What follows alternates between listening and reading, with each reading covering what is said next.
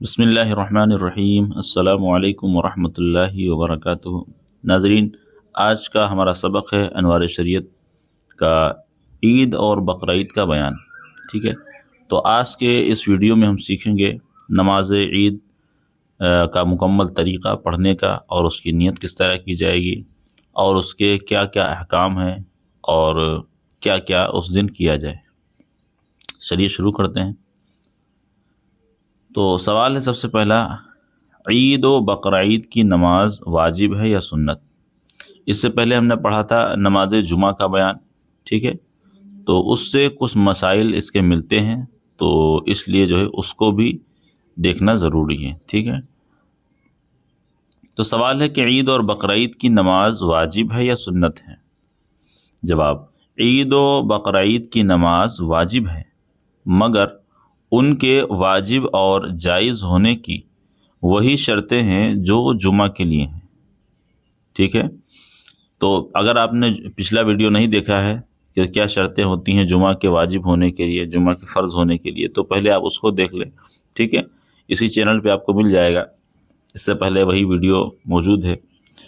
تو وہی شرطیں یہاں پر بھی ہونا چاہیے، یعنی مصر، فنائے مصر کا ہونا ہے نا، اور اذن عام کا ہونا، اس طرح کے بہت سی جو شرطیں ہیں جمعہ کے لیے، وہی شرطیں یہاں پر بھی ہونا چاہیے۔ ٹھیک ہے، تو کہہ رہے ہیں کہ جو ہے عید اور بقرعید کی نماز جو واجب ہے، اس کے لیے واجب ہونے کے لیے وہی شرطیں ہیں جو جمعہ کے لیے ہوتی ہیں۔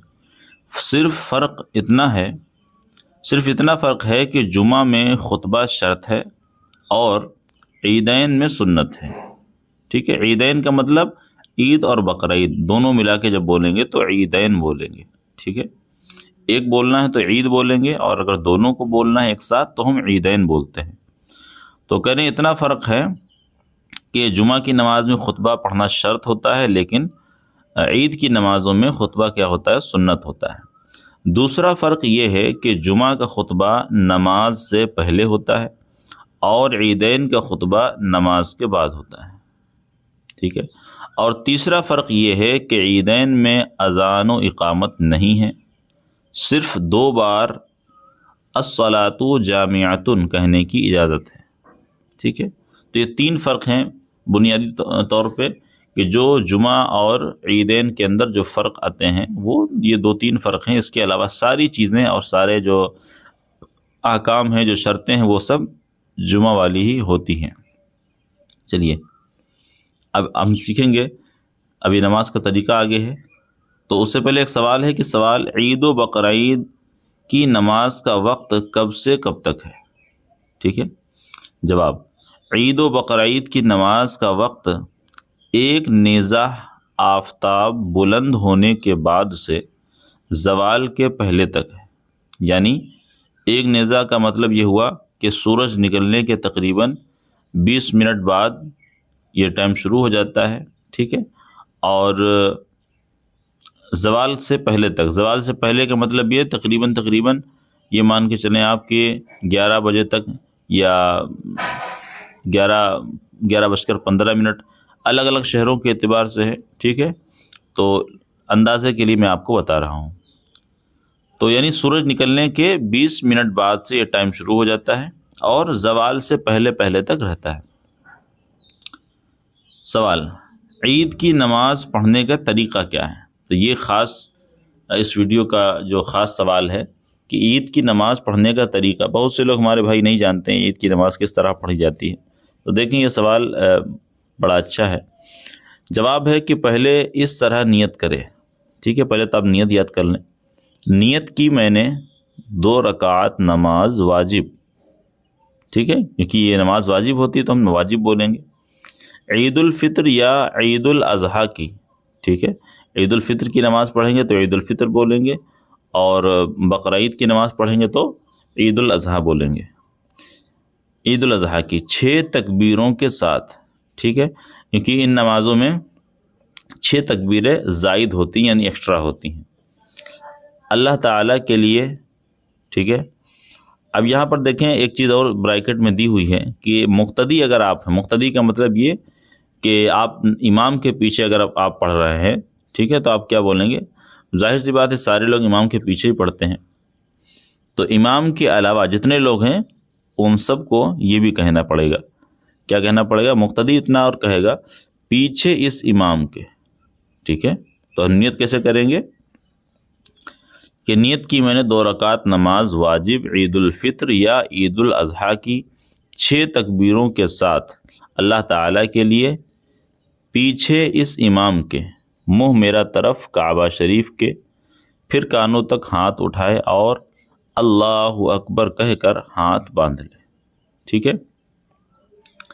اب دیکھیں یہاں پر بہت سے لوگ پوچھتے ہیں کہ ہمیں کتنی مرتبہ ہاتھ اٹھانا ہے، کتنی مرتبہ ہاتھ چھوڑنا ہے. تو اب دیکھیں یہاں پر پہلی مرتبہ آپ کو ہاتھ باندھ لینا ہے اور پھر ثنا پڑھیں. ٹھیک ہے، پھر ہاتھ اٹھائے اور اللہ اکبر کہتا ہوا ہاتھ چھوڑ دے. تیسری بار پھر ہاتھ اٹھائے اور اللہ اکبر کہہ کر ہاتھ باندھ لے. ٹھیک ہے.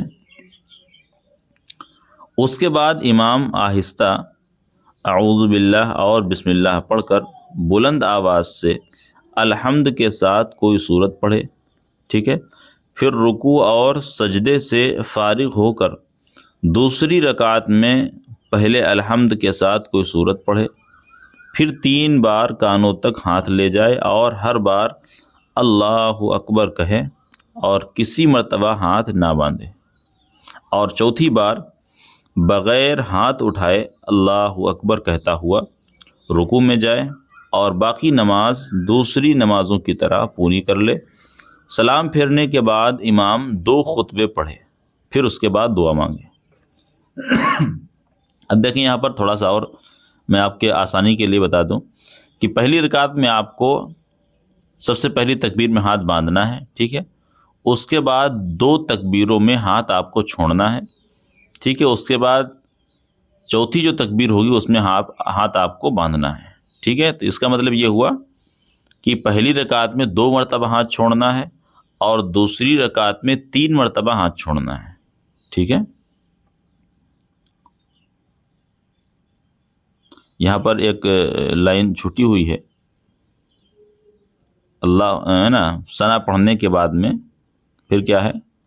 ہاتھ اٹھائے اور اللہ اکبر کہتا ہوا ہاتھ چھوڑ دے. ٹھیک ہے. یہاں پر 2 مرتبہ ہاتھ چھوڑنا، یہاں پر ایک لائن چھٹی ہوئی ہے شاید.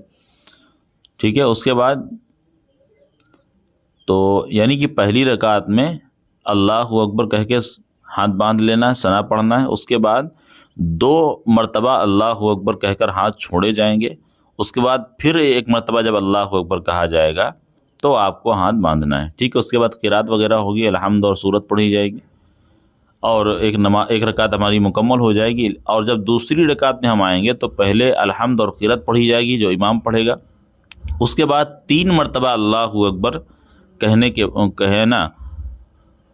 وقت ہاتھ ہمیں چھوڑنا ہے. ٹھیک ہے. اور جب اس کے بعد اللہ اکبر ہوگا تو بغیر ہاتھ اٹھائے ہوئے اللہ اکبر کہتے ہوئے ہمیں سیدھے رکوع میں چلے جانا ہے. ٹھیک ہے. چلیے اگلا سوال ہے کہ عید الفطر کے دن کون کون سے کام مستحب ہیں، یعنی کون سے کام ہمیں کرنا چاہیے، بہتر ہے. جواب: حجامت بنوانا. حجامت کا مطلب بال وغیرہ اپنے بنوا لے، ہے نا، اور خط وغیرہ جو داڑھی کے خط بنائے جاتے ہیں اس کو جو ہے درست کرا لے، ہے نا، بال وغیرہ کٹنگ کرا لے. ناخن ترشوانا یعنی ناخن کو کاٹنا. غسل کرنا. مسواک کرنا، یہ بھی مستحب ہے. اچھے کپڑے پہننا. خوشبو لگانا، ہے نا، عطر وغیرہ لگانا. صبح کی نماز محلہ کی مسجد میں پڑھنا. عیدگاہ سویرے جانا، ہے نا، صبح صبح جلدی جانا. نماز سے پہلے صدقہ فطر ادا کر دینا. عیدگاہ تک پیدل جانا، یہ بہتر ہے. ٹھیک ہے. اگر کوئی مجبور ہے تو الگ بات ہے، وہ سواری سے بھی جا سکتے ہیں، لیکن بہتر کیا ہے؟ وہ پیدل جانا. دوسرے راستہ سے واپس آنا، یہ بھی مستحب ہے. نماز کے لیے جانے سے پہلے طاق یعنی 3 یا 5 یا 7 کھجوریں کھا لینا. یہ عید الفطر والی جو نماز ہے اس کے لیے بات ہو رہی ہے. اور کھجوریں نہ ہو تو کوئی میٹھی چیز کھا لینا. خوشی کو ظاہر کرنا. آپس میں مبارکباد دینا. کثرت سے صدقہ دینا اور عیدگاہ اطمینان و وقار کے ساتھ نیچی نگاہ کیے ہوئے جانا، یہ سب باتیں عید الفطر کے دن مستحب ہیں، ٹھیک ہے؟ تو یہ چیزیں ہمیں کرنا چاہیے، جہاں تک بن سکے ان تمام ہی چیزوں کے اوپر ہمیں عمل کرنا چاہیے۔ اگلا سوال ہے کہ عید الاضحیٰ کے دن کیا چیزیں کرنا مستحب ہے؟ سوال ہے، عید الاضحیٰ کے تمام احکام عید الفطر کی طرح ہے یا کچھ فرق ہے؟ جواب، عید الاضحیٰ کے تمام احکام عید الفطر کی طرح ہیں، صرف بعض باتوں میں فرق ہے، اور وہ یہ ہیں۔ نمبر 1، عید الاضحیٰ میں مستحب یہ ہے کہ نماز ادا کرنے سے پہلے کچھ نہ کھائے، اگرچہ قربانی نہ کرنی ہو، اور اگر کھا لیا تو کوئی کراہت نہیں، یعنی کوئی گناہ نہیں پڑے گا۔ عید الفطر میں کیا کرنا ہے کہ 3 یا 5 یا 7 کھجوریں کھا کر جائے تو یہ بہتر مستحب ہے، اور عید الاضحیٰ یعنی جو بقرعید کی نماز ہوتی ہے اس سے پہلے کچھ نہ کھائے، یعنی کچھ کھانا نہیں ہے، یہ بہتر ہے، ٹھیک ہے؟ لیکن اگر کھا بھی لیں گے تب بھی کوئی گناہ نہیں پڑے گا۔ نمبر 2، عید الاضحیٰ کے دن عیدگاہ کے راستے میں بلند آواز سے تکبیر کہتے ہوئے جانے، ٹھیک ہے؟ اللہ اکبر، اللہ اکبر، لا الہ الا اللہ، اللہ اکبر وللہ الحمد، یہ تکبیر جو ہے پڑھتے ہوئے راستے میں جائے۔ نمبر 3، قربانی کرنی ہو تو مستحب یہ ہے کہ 1 سے 10 ذی الحجہ تک، یعنی 1 تاریخ سے لے کر اور 10 ذی الحجہ کی 10 تاریخ تک نہ تو حجامت بنوائے اور نہ ناخون ترشوائے، یہ بہتر ہے، ٹھیک ہے؟ لازم اور فرض نہیں ہے۔ اگر قربانی کرائے اپنی، یعنی جس کی طرف سے قربانی ہو رہی ہے، اس کے لیے حکم ہے کہ وہ چاند نکلنے سے لے کر، یعنی جب 1 تاریخ ہو جائے تو اس 1 تاریخ سے لے کر اور ذی الحجہ کی 10ویں تاریخ تک، یعنی بقرعید کے دن تک یہ چیزیں کیا کرے، رک جائے ان سے، یعنی ناخن وغیرہ اور بال وغیرہ نہ ترشوائے۔ نمبر 4، 9 ذی الحجہ کی فجر سے لے کر 13ویں کی عصر تک ہر نماز پنجگانہ کے بعد، یعنی جو 5 وقتہ نمازیں ہوتی ہیں، ان نمازوں کے بعد جو جماعت مستحبہ کے ساتھ ادا کی گئی ہو۔ جماعت مستحبہ کا مطلب یہ ہوتا ہے کہ یعنی مسجد کے اندر اذان جو ہے جماعت ہوئی ہو اور اذان ہوئی ہو، اس کے لیے اقامت کہی گئی ہو، ہے نا، جو اس طریقے سے امام ادا کراتا ہے تو اس کو جماعت مستحبہ بولتے ہیں۔ تو جماعت مستحبہ کے ساتھ جو نماز ادا کی گئی ہو، 1 بار بلند آواز سے تکبیر کہنا واجب ہے، اور 3 بار افضل ہے، یعنی بہتر ہے۔ اس کو تکبیر تشریق کہتے ہیں، اور وہ یہ ہے۔ کون سی تکبیر؟ اس کو آپ یاد کر لیں، کیونکہ عید الاضحیٰ کا وقت قریب ہے، ابھی آنے والا ہے۔